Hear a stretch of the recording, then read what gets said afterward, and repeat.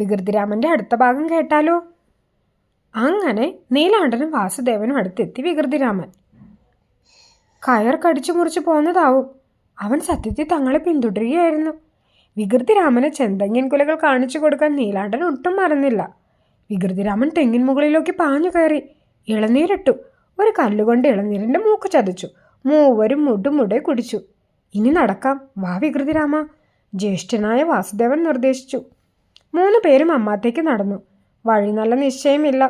ഓരോ കൈവഴികൾ ഓരോ ഭാഗത്തേക്ക് അങ്ങനെ നീണ്ടു പോകുന്നു. സംശയം തോന്നുന്നിടത്തൊക്കെ ഓരോരുത്തരോട് ചോദിച്ചു വഴി മനസ്സിലാക്കി. അവസാനം അമ്മാത്തെത്തി. അവിടെ സദ്യ പൊടിക്കുകയാണ്.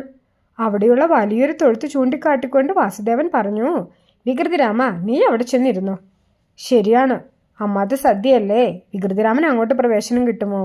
സദ്യയെല്ലാം കഴിഞ്ഞ് തിരക്കൊക്കെ അവസാനിച്ചാലേ അവനുള്ളത് കിട്ടൂ. അവൻ തൊഴുത്തിലേക്ക് നടന്നു.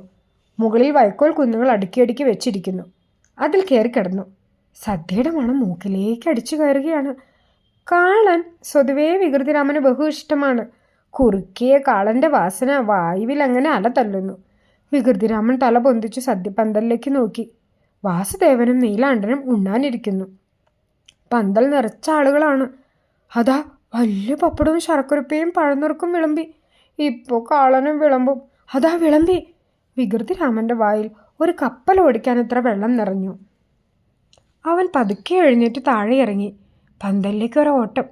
പപ്പടക്കൊട്ടയിൽ നിന്ന് കുറേ പപ്പടം വാരിയെടുത്തു.